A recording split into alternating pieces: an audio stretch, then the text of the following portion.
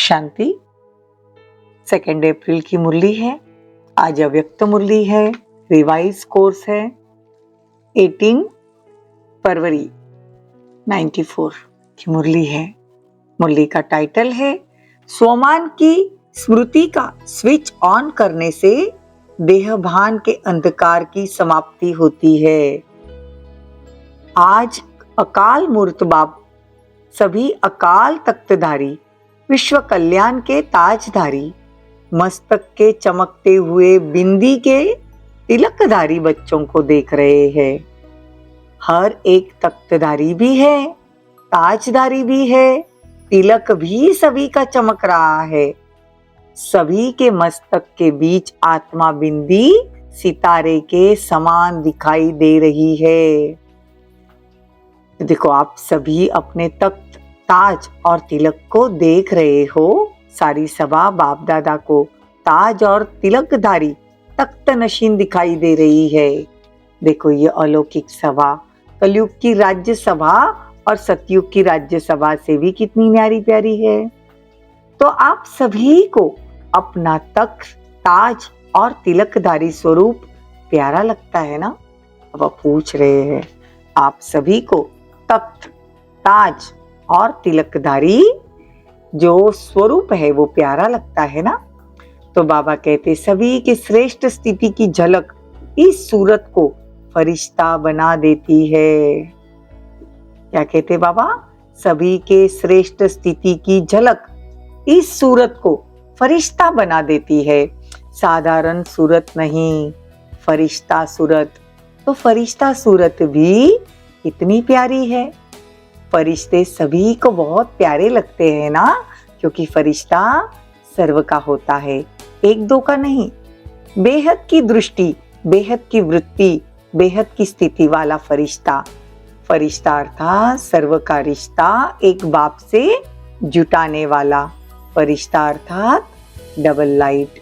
फरिश्ता अर्थात सर्व को स्वयं की चलन और चेहरे द्वारा बाप समान बनाने वाला।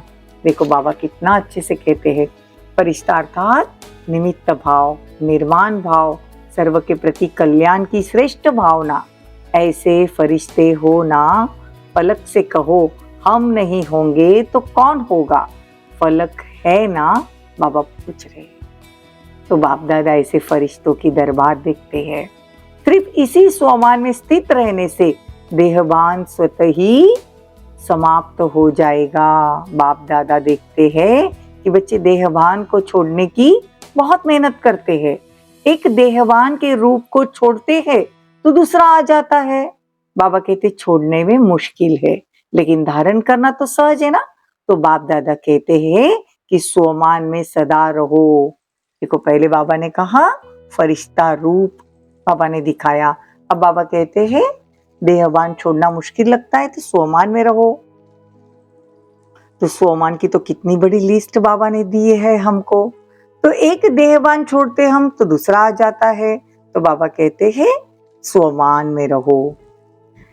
तो बाबा कहते हैं कि छोड़ने की मेहनत नहीं करो, लेकिन स्वमान में स्थित रहने का अटेंशन रखो। और संगम युग पर स्वयं बाप द्वारा कितने अच्छे अच्छे स्वमान प्राप्त है, लिस्ट निकालो कितनी बड़ी है।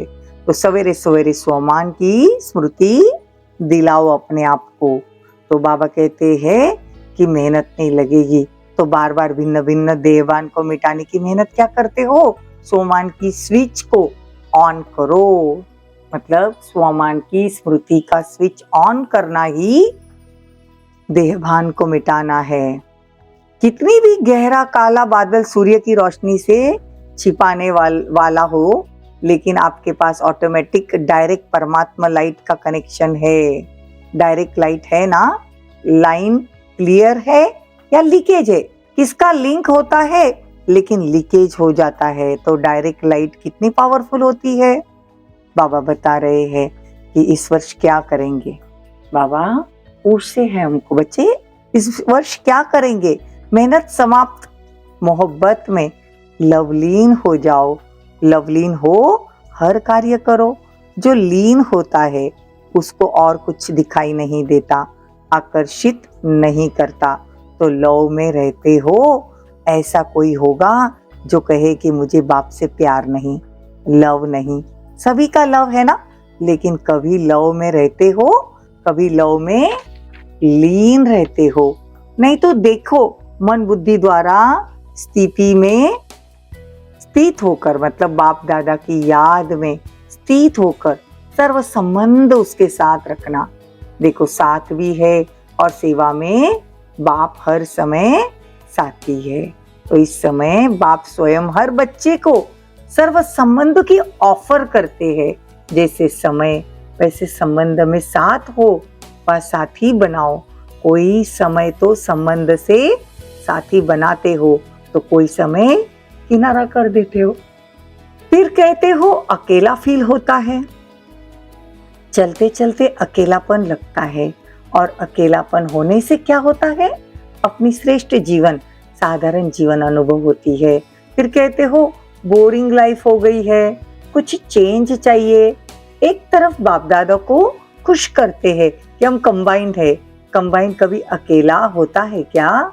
बड़ी बड़ी अच्छी अच्छी बातें करते बाबा, हम तो है ही कंबाइंड। फिर 15-20 वर्ष बीत जाते हैं तो कहते चेंज चाहिए, अकेले हो गए हैं। वैसे भी देखो, दुनिया में अगर चेंज चाहिए तो कोई सागर के किनारे चले जाते हैं, मनोरंजन करते, डांस करते हैं, गीत गाते हैं।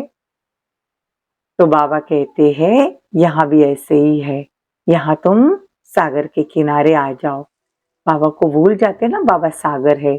अगर सागर पसंद है तो सागर के किनारे बैठ जाओ। बाप ज्ञान का सागर है, बाप कंपेनियन भी है ना। बाबा को कंपेनियन नहीं बनाते तो फिर मजा नहीं आता। तो बाबा कहते हैं कि इस वर्ष सभी ये तपस्या करेंगे, बाबा को याद करेंगे। तो बाबा कहते हैं फिर लेटर लिखना, हर मास सिर्फ ओके लिखना और कुछ नहीं लिखना। ओके से समझ जाएंगे कि मेहनत से निकल गए। लंबे लंबे पत्र नहीं लिखना, नहीं तो कहते हैं कि पत्रों तो लिखा लेकिन बाबा ने जवाब नहीं दिया। बाबा कहते हैं कि मैं तुमको इतने बड़े लंबे पत्र रोज मुरली में लिखता हूँ ना, सबको जवाब देता हूँ। रोज पत्र लिखते हैं, लंबा पत्र और कोई थोड़ी लिखता है। देखो, इतने अपने स्वमान को देखो, परमात्मा का कितना प्यार है आपसे। परमात्मा का प्यार है तब तो लिखते हैं, अर्थात मुरली में उत्तर भी देते हैं और याद प्यार भी देते हैं। तो मुरली से रिस्पांस मिलता है तो फिर कभी शिकायत नहीं करना कि उत्तर नहीं आया। बाकी अच्छा करते हो, जो दिल में बात आती है वो बाप के आगे रखना, अर्थात दिल से निकाल दिया वो भले करो, लेकिन शॉर्ट लिखो। पत्र जब लिखते हो तो उसी समय दिल तो हल्का हो जाता है ना, क्योंकि दे दिया ना। फिर दूसरे दिन की मुरली में उस विधि से देखो, जो मैंने पत्र लिखा उसका उत्तर क्या है, रिस्पांस मिलता है ना। तो बेहद के बाप है ना, तो पत्र भी बेहद का लिखता है, छोटा थोड़ी ही लिखेगा। आज बाबा ने सब बच्चों की दिल की आवाज सुनकर जवाब भी दे दिया कि मुरलियों में मैं जवाब देता हूँ।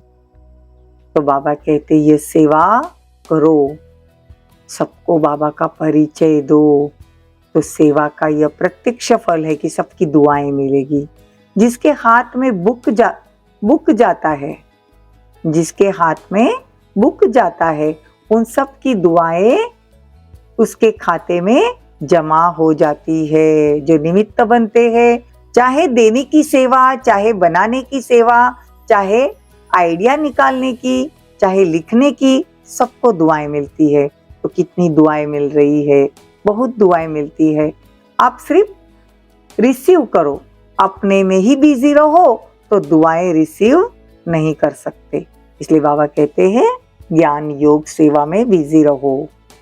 अच्छा, देश विदेश के सर्व सेवा के उमंग उत्साह में आगे बढ़ने वाले अथक बन और दान वरदान देने वाली आत्माओं को, चारों ओर के बाप के सर्व संबंध के लवलीन रहने वाली आत्माओं को, सदा सहज अनुभव करने और औरों को सहज अनुभव कराने वाली सहयोगी आत्माओं को, सदा स्वयं को स्वमान द्वारा सहज देहभान से मुक्त करने वाली जीवन मुक्त आत्माओं को, सदा बाप को साथ अनुभव करने वाले साथी और समीप आत्माओं को बाप दादा का याद प्यार और नमस्ते।